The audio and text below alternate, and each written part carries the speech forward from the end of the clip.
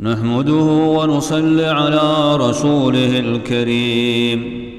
ابو داود حدیث کہ رسول اللہ صلی اللہ علیہ وسلم صحبو بیگائی دعا لوٹت گا سیرندا.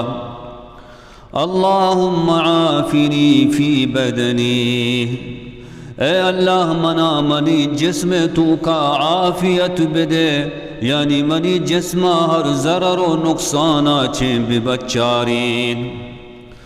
اللہم عافنی فی سمعی، اے اللہ منا منی گوشانی تو کا عافیت بدے، یعنی منی گوشا ہر ضرر و نقصانہ چھیں ببچارین.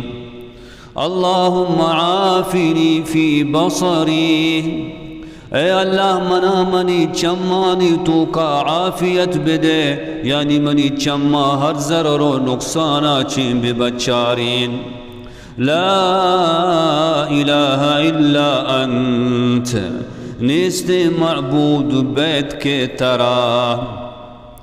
اللہم انی اعوذ بک من الکفر والفقر، اے اللہ من چتو پناہ لوٹا چا کفرا و چا فقیر بھی یگاچی.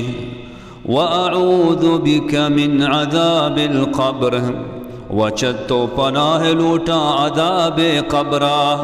لا الہ الا انت، نیست معبود بیت کے ترا.